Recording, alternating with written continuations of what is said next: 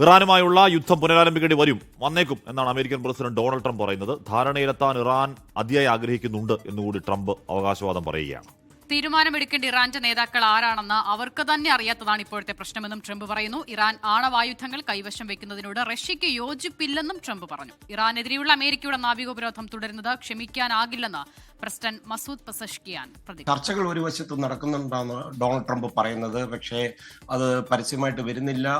നേരത്തെ സൂചിപ്പിച്ചതുപോലെ ഇറാന്റെ ലീഡർഷിപ്പുമായി ബന്ധപ്പെട്ടുള്ള ആരുമായിട്ടാണ് ചർച്ചകൾ നടത്തേണ്ടത് എന്നുള്ളതിലാണ് അമേരിക്കയ്ക്ക് സംശയമെന്നാണ് ട്രംപ് പറയുന്നത്. വൈറ്റ് ഹൗസിൽ ഓവൽ ഓഫീസിൽ ഇന്ന് ആർട്ടിമിസ് ബഹിരാകാശ ദൗത്യത്തിലെ അംഗങ്ങൾക്ക് അവർക്കൊരു ചായ സൽക്കാരമൊക്കെ ഉണ്ടായിരുന്നു, മാധ്യമപ്രവർത്തകരുണ്ടായിരുന്നു. അപ്പോൾ അവരുമായിട്ട് സംസാരിക്കവേ റഷ്യൻ പ്രസിഡന്റ് പുടിനുമായിട്ട് കഴിഞ്ഞ ദിവസം ഏതാണ്ട് 90 മിനിറ്റാണ് രണ്ട് നേതാക്കളും ഈ ഇറാൻ വിഷയം സംസാരിച്ചത്. അതുമായി ബന്ധപ്പെട്ടുള്ള ചില സൂചനകൾ ട്രംപ് നൽകിയിട്ടുണ്ടായിരുന്നു. ഇറാൻ പക്കലുള്ള സമ്പുഷ്ടീകരിച്ച യുറേനിയം കൈകാര്യം ചെയ്യുവാൻ റഷ്യയെ മൂന്നാം കക്ഷിയായി വേണമെങ്കിൽ നിയോഗിക്കാമെന്നൊരു വാഗ്ദാനം വ്ളാദിമിർ പുടിൻ മുമ്പോട്ട് വെച്ചതായിട്ടാണ് ട്രംപ് പറയുന്നത്. ഇറാന്റെ പക്കൽ ആണവായുധങ്ങൾ ഇരിക്കുന്നതിനോട് റഷ്യയ്ക്ക് യോജിപ്പില്ലെന്നും ട്രംപ് പറഞ്ഞു.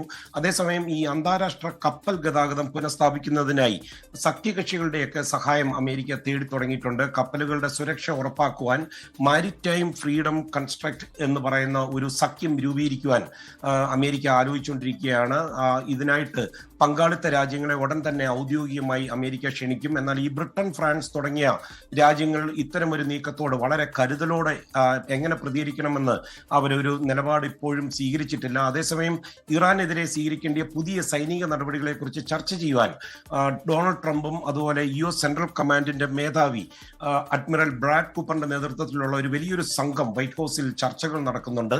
ഇറാന്റെ പ്രധാന അടിസ്ഥാന സൗകര്യങ്ങൾ ലക്ഷ്യമിട്ടുള്ള വളരെ ചെറുതും എന്നാൽ വളരെ ശക്തമായിട്ടുള്ള വ്യോമാക്രമണങ്ങൾക്ക് പെന്റഗൺ പദ്ധതിയിടുന്നുണ്ട്. ഇറാന്റെ യുറേനിയം ശേഖരം പിടിച്ചെടുക്കുവാൻ ഒരു സ്പെഷ്യൽ ഫോഴ്സിനെ ഉപയോഗിക്കാനുള്ള ആലോചനയുണ്ട്.